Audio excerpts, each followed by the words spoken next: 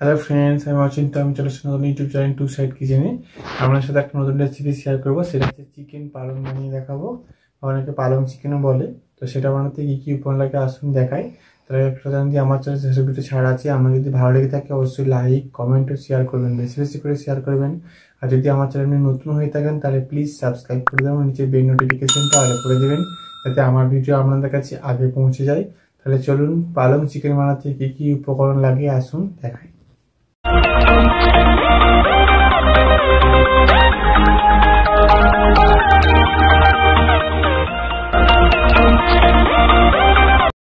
Chicken বানাতে কি কি লাগে আসুন তাহলে দেখিয়ে দিই। এখানে 500 গ্রামের মতো চিকেন নিয়ে নিয়েছি। এখানে পালং শাক আর কাঁচা লঙ্কা একসাথে পেস্ট করে নিয়েছি।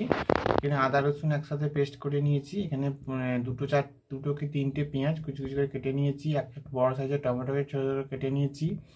দুটো কাঁচা লঙ্কা নিয়েছি। এখানে আমি ধনে গুঁড়ো নিয়েছি পরিমাণ মতো, লঙ্কার গুঁড়ো নিয়েছি পরিমাণ মতো, লবণ নিয়েছি পরিমাণ মতো, গোটা জিরে নিয়েছি পরিমাণ মতো, আর গুঁড়ো জিরে নিয়েছি পরিমাণ মতো, সরষের তেল নিয়েছি। চলুন তাহলে রেসিপিটা শুরু করি। গ্যাসটা জেলে কড়াটা বসিয়ে দিয়েছি। কড়াটা গরম হয়ে গেছে। এর মধ্যে আমি এবার সরষের তেল দিয়ে দেবো।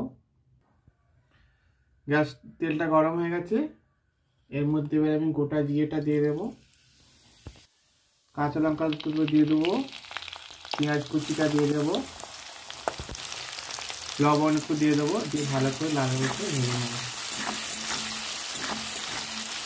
পেঁয়াজটা ভাজা গেছে, এবার আদা রসুনটা দিয়ে দেবো একসাথে, দিয়ে একটু ভালো করে নেড়ে নেবো।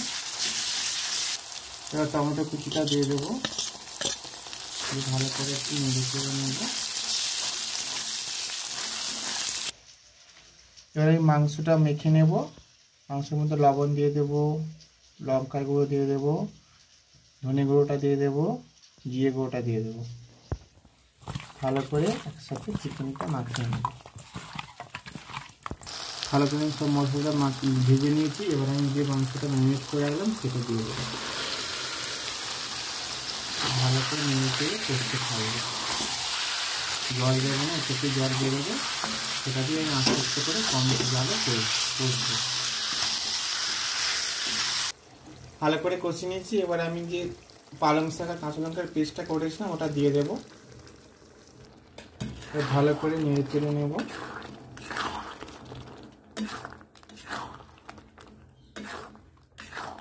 ভালো করে নেড়ে চেড়ে আর একটু কষে নেব।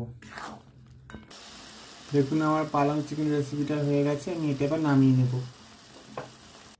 দেখুন আমার পালং শাক দিয়ে চিকেন রেসিপিটা রেডি হয়ে গেছে। রেসিপি যদি ভালো লেগে থাকে অবশ্যই লাইক কমেন্ট ও শেয়ার করবেন, বেশি বেশি করে শেয়ার করবেন। আর প্লিজ সাবস্ক্রাইব করে দেবেন এবং আমাদের পাশে থাকবেন। চলুন তাহলে দেখা হচ্ছে নেক্সট ভিডিওতে।